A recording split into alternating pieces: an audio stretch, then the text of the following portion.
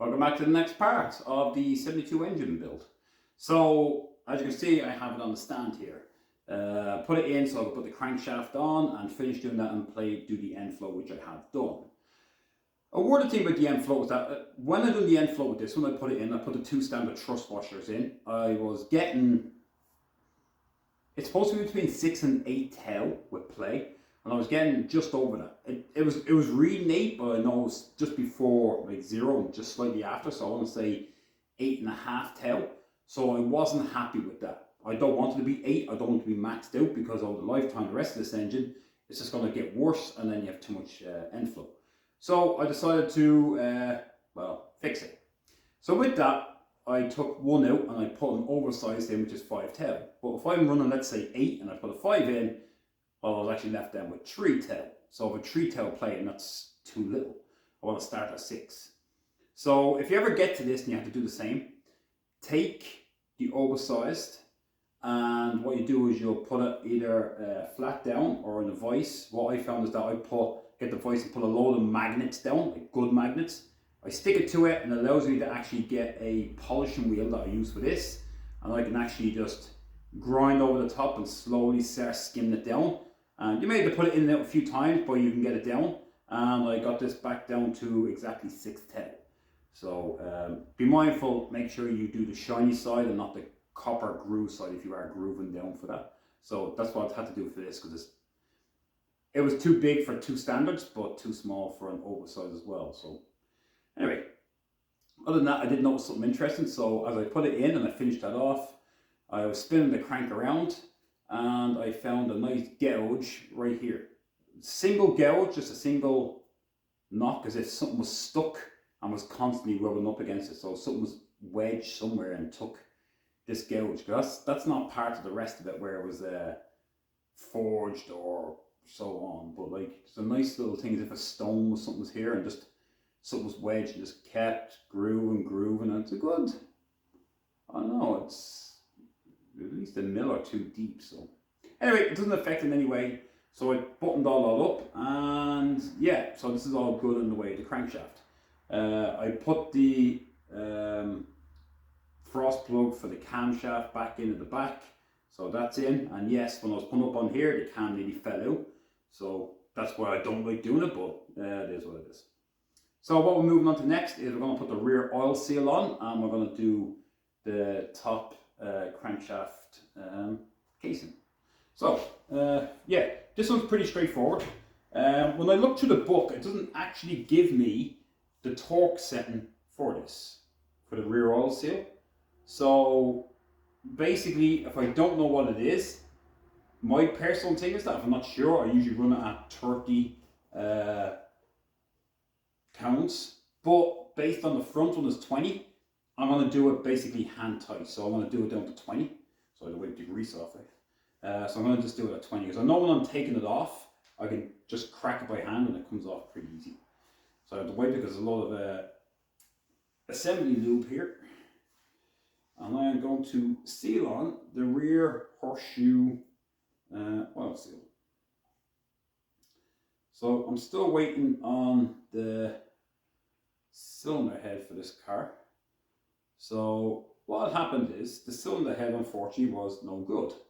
Brought it to the machine shop, went to do it and found out it was cracked on the number 1 or 6 valve where the exhaust and the inlet piston meet. So right at the very bottom, it's just enough and there was no way out. There's no way you're going to repair that crack. So that was gone. So I brought over another one, the exact same style, same cast number, and of course, lo and behold, I had the exact same crack in it, which I find amazing, because I've done God knows how many of these and I've never had a crack in any of them. Next of all, I get 2 of them in a row. Interesting. So with that, I went and done something different. So I took a cylinder head from a 75-76, so one that runs an ERG. I took that one over, and because you think, okay, well, this is a 72 or a late 72, it runs the early cam, which means it has the bigger valves. That is correct. However, with the cast, it was casted for it was casted for the smaller exhaust valves. However, since I'm actually getting the machine and getting a hardened seat put in, it's irrelevant. So I'll just get it machined. It's getting machined. The seat goes in and it's going to get machined for the original valves, or the valves it's meant to have, which is the larger of the exhaust valves, which is, well, I know I'm going to get this wrong if I think offhand, is 1.25. Well, now I'm going to get wrong with the numbers. I was sinking myself into a hole here saying these numbers. But you can do that. So you can take a late cylinder head and put on any of them as long as you get the seats machined. So the only real difference you'll find is that, so say the spacing for the manifold can be different. Yes, I've put the same exhaust manifold gasket on it, and it can overlap by best part of I don't know, a quarter of an inch, maybe more. So you might find yourself blading out a bit. But again, according to the machine shop, there's no reason why you can't get the bigger size anyway. So even if you have a late engine, according to the machine shop, you should get the bigger valves. Bigger valves, more air, more pressure, higher output. So I'm not the machinist to know exactly how that will work, because why did you change it in the first place? My theory is that I believe to change it for emissions. So, well, if emissions don't mean anything to you, then get the bigger valves, more powerful. So if you know more about that, and people who have the more technical knowledge on that sort of information, then absolutely throw it up there and say, what's the benefit of getting a late model and putting the early valves in? Because the only difference is you'll still run the same can, so nothing should change in the way of timing or anything along that line. The only thing you're changing is the size of the port that is open, and you all run the same inlet. So should it make a difference? Not really. So I don't see any reason why you cannot do that. So you're just dripping everywhere. Or you cannot put the early exhaust valves in a late head. So bear that in mind. Alright, so I'm going to throw this back on.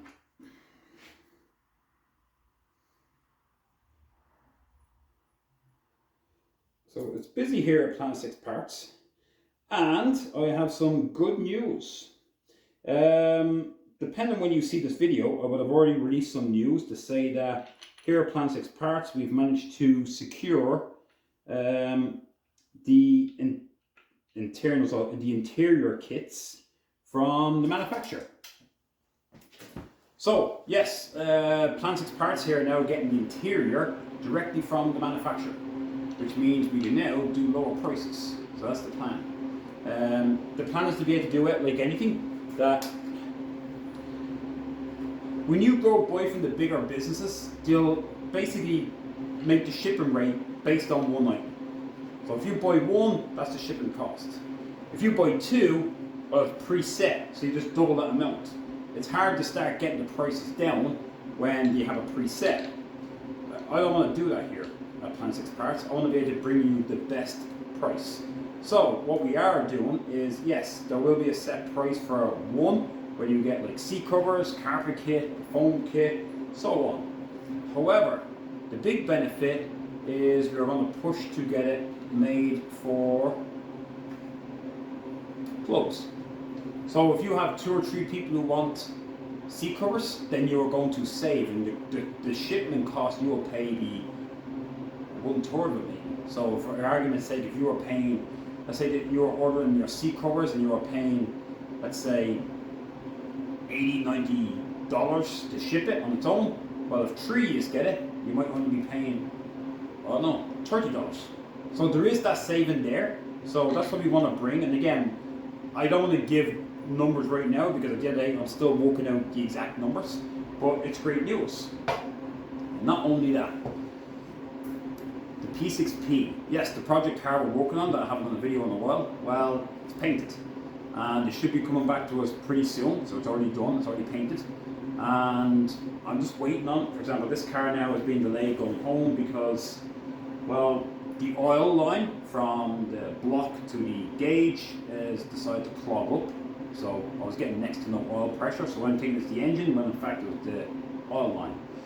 Plus the carbs. The carbs I've been balanced around with, but I think they really need to be rebuilt, so it's easier to put some downdrafts in it instead. The simple ones are the cheapest version. It's not as powerful, don't get me wrong, but we're going to put the 32 36s in that one, so therefore I just have to wait for them to come in, so they'll be here a little longer, and then I'll put the P6P back here.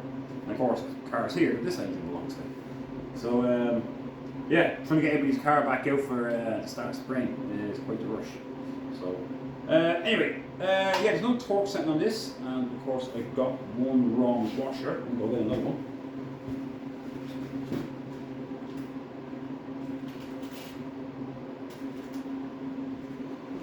So the torque setting on this, like I said, it doesn't state what it is, so I'm just going to throw it at 20 and go with that. So I have this preset.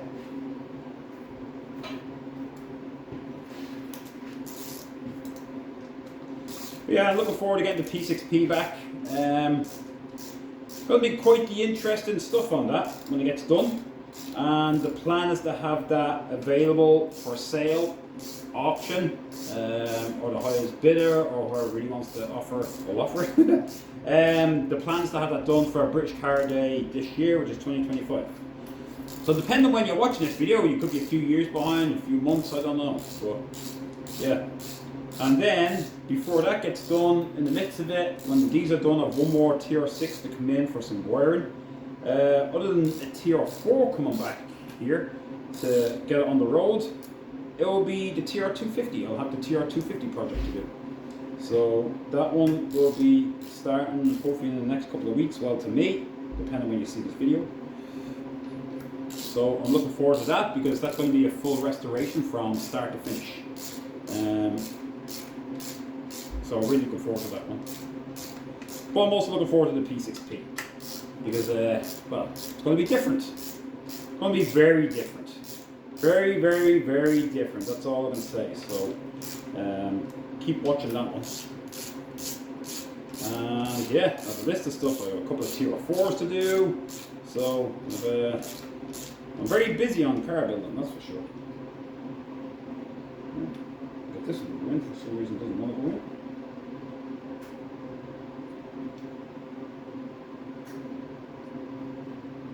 I'm going to change the tread on this one.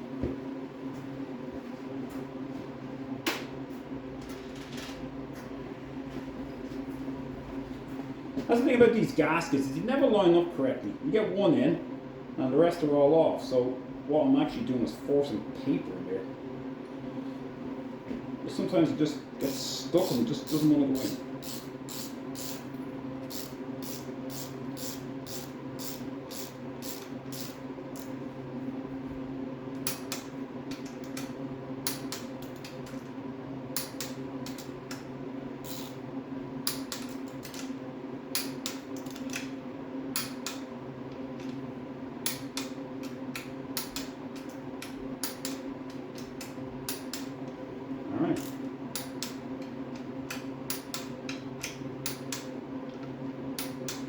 Okay, now we'll move on to the front. If you've ever seen the video I've done for the front here where I actually show you a little sneaky way of doing it. Let me bring the camera down.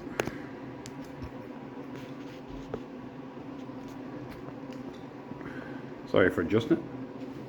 So obviously we want to get this plate in and it goes a certain way. Be mindful, these are very sensitive, I'll say that word, because I've done many a few where I've over torqued it and threaded it and then it's you have to take it back off. So just be very, very careful with this because it's like one of those one-shot things. Now with these, because the bolts go in the front, you make sure you get ones that just barely fit in, especially this one. This one's only depth to a certain degree, so like you're only going to get a really short one in here. So just be mindful of that when you're putting your bolts in.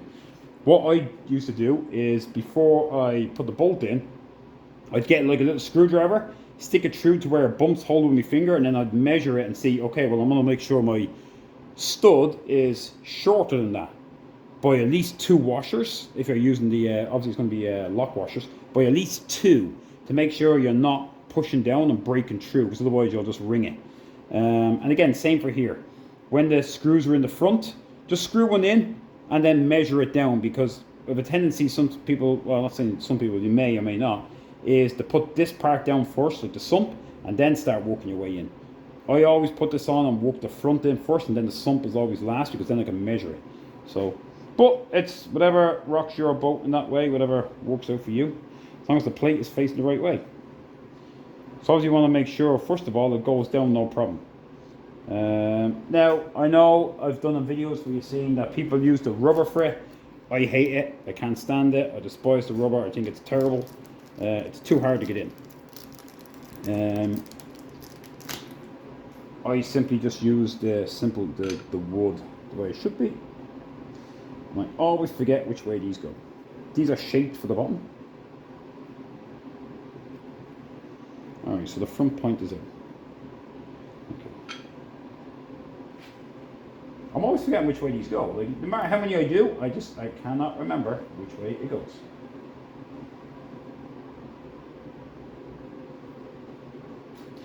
Be mindful as well how much you put on this, because if you put too much, the gasket, depending on where you get the gasket from, because some of them are paper thin, some of them are actually like fat. That's a pretty decent thickness on this. That's a good couple of mil thickness. So just be mindful that the more you add, the more this plate is going to sit in the air, and then what that means is it's not flush, and if it's not flush, then you always run the risk of oil leak. So if you ever have a leak coming from the very front of your sump right here, it may not be that, oh, just torque it more. You could have crucified yourself by doing this section. You could have already made this go wrong because it's not flush, so therefore you're never going to get it flush, and you always run the risk of an oil leak. So just be mindful of how much, if you put stuff down, how much it is and how thin the paper is. Now to find the wood, oh, I didn't bring the wood chocks with me. I have to go get the wood chocks now. Alright, let me go get them.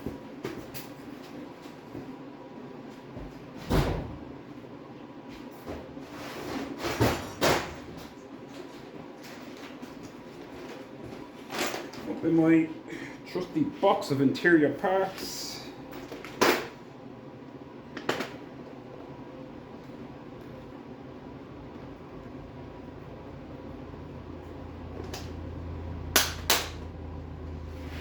And I have the wood blocks. When you get these, there's usually a little layer on them. Like they usually, I don't know, I always get them stuck together with like sellotape. Try to get as much of that off as you can, because it sort of gets in the way.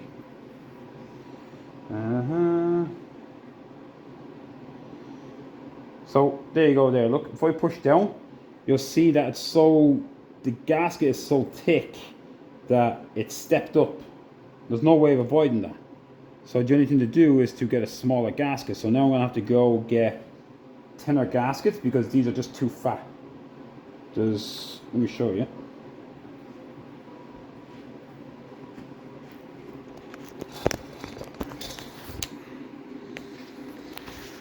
So if I look at the thickness of the gasket, it's the way it's stepped up. So no matter how much I tighten this down, I'm always going to have this gap. And that's where you're going to get your oil leaks from. So now if I take them away,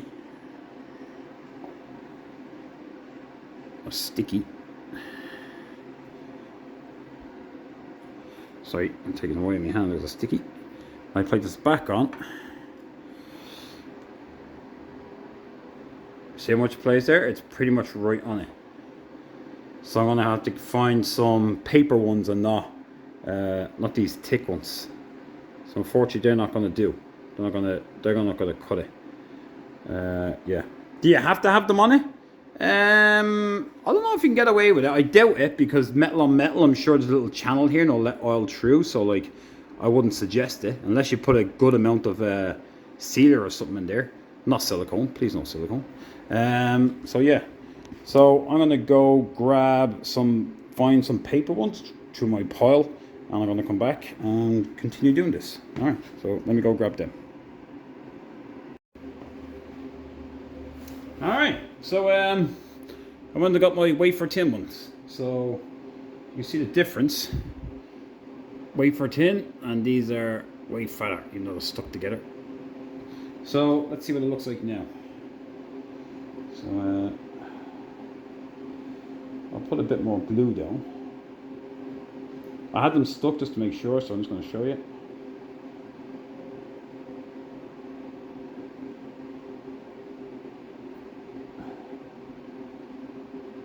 Now you can flip these two ways. There is a fat end and a skinny end. Say the word. Like if you look at it, there's a wider end and a slim end. So obviously the slim end is at the front and the wider end at the back. But when I put my capping down, now it sits down. Now I don't have that play anymore. So see, so when I torque that down, when I torque this down now, it's going to be absolutely flush when I put the screw down and pull it down. So again, just be mindful of that when you're putting them in. Just make sure you get the correct size based on the size of your unit. There goes the choo-choo again. Choo-choos never stop out here. I don't know if I've made a video without a train in it. Anybody tell me? So any video I made that doesn't have a train go by in it.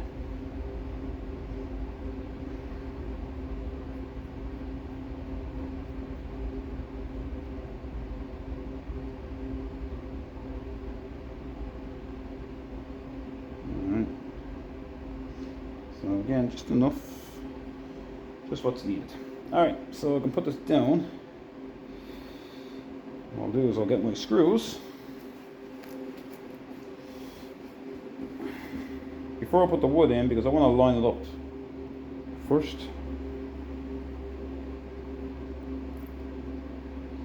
Especially because these are notorious for not lining up correctly. The gaskets. Now I don't want it to go all the way down, just enough that it's going to hold it in position.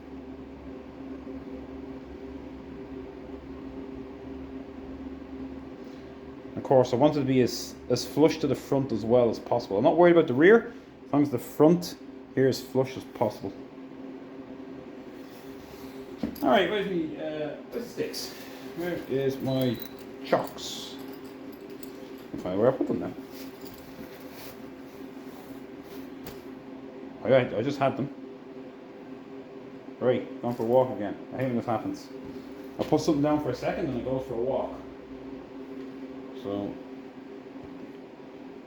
get some more.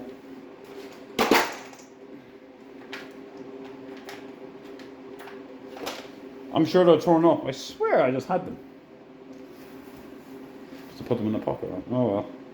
Alright, how are we going to do this? I'll make it easy. Well, I say easy, easy for myself.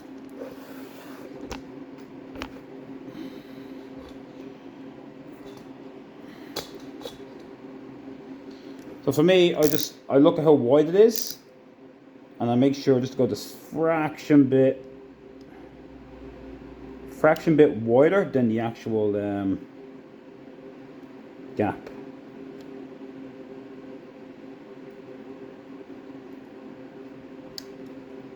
So I don't want to do it there, because the last thing you want is little wood chips getting in.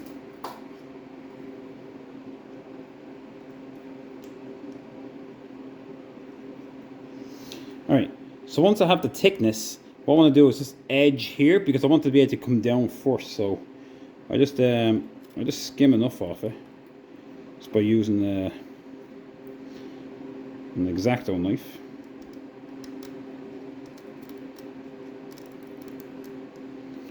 I just want to get a bit of a point. It doesn't have to be perfect, just enough that it will actually start to bite in.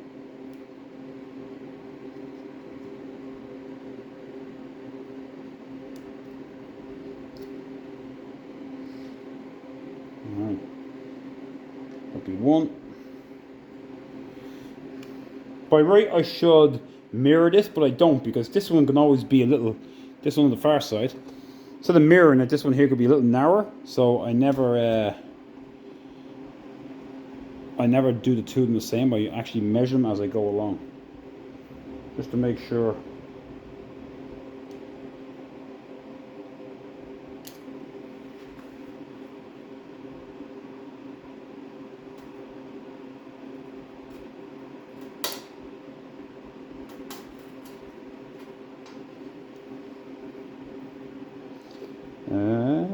get the sticky tape off it. Because these come stuck together, so just try to get all the tape off if you can. Because you don't want any sticky tape on it, as you can see. Now it's all over me. Only because it will stop the binding.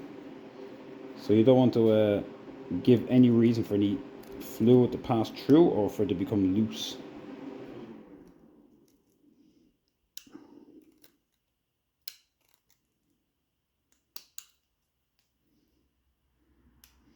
You don't have to do this if you're doing what I do. I'm just pretty comfortable doing it. You can use a bit of a wheel if you have a wheel, just edge it. So, alright.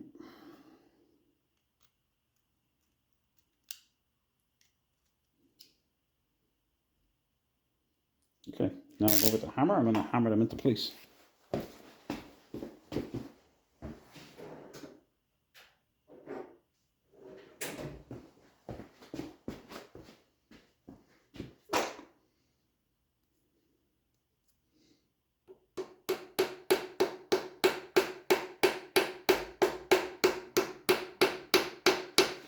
Obviously, I'm not worried about chipping away at the edge. You'll see it starting to break the wood away. That's absolutely fine.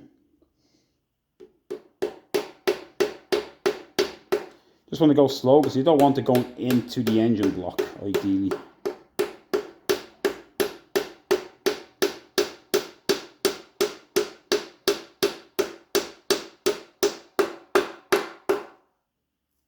So now I've gone all the way.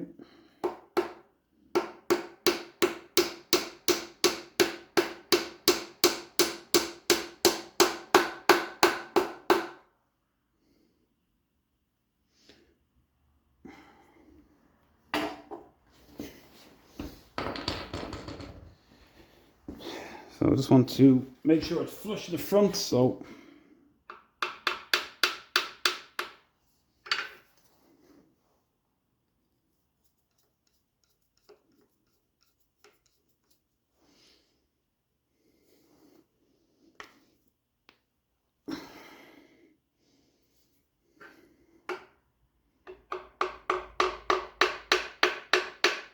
this, if you're gonna tap it like me, just make sure you tap it very lightly. It is a very breakable metal.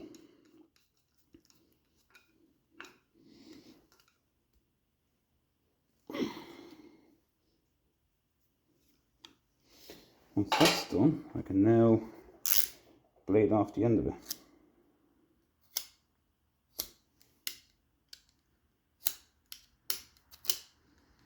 Now you can use a little hacksaw if you happen to have one loose here.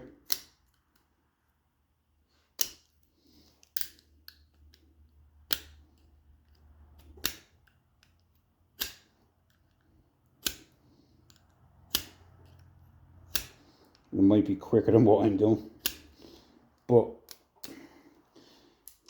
I just do it this way.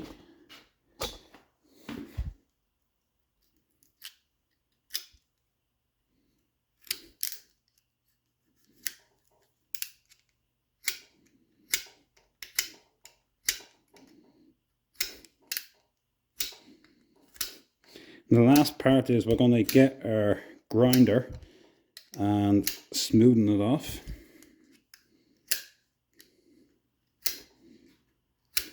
Now, if some shreds go into the engine block, don't worry about it because, well, for me, I'm not going to worry because I haven't put the pistons in yet, so.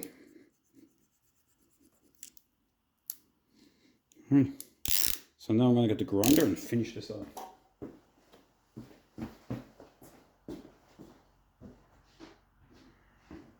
I'm going to say grinder, it's a wheel, so just to smooth it down.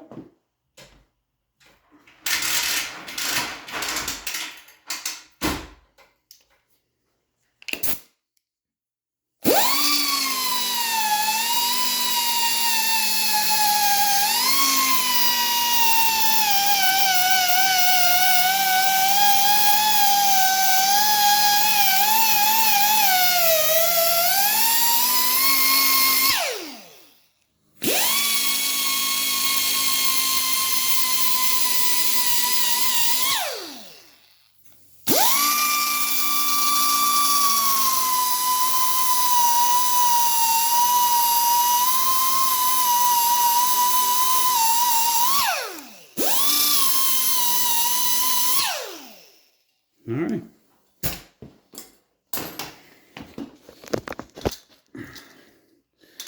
So there we go. Perfectly smooth, absolutely smooth and silky. Same as here, nice and smooth. So that's about as good as a seal you can get. And again, I just touched off here. I'm not worried about the paint going because everything else goes here anyway. So I just smooth it off here as well, just to make sure there's no little overlap when the plate hits, that I get a full. I'll clean this off as well. It's always good to fold in threads if you can. Just be mindful though,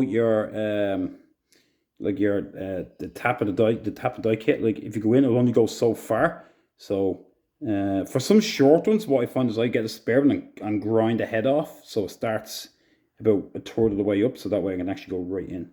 But that's that part.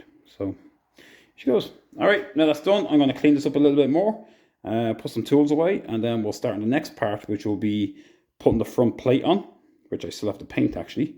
And when I put the plate on, then we are going to do the end float for the brand new camshaft. So I'll clean that off. It's obviously full of crap. And we'll put the lock and key in it, and we'll play with the end plate. And then once that's done, she'll go back onto the engine, the engine mount here. And then we can start putting some pistons in. So moving along. All right, see you in the next part.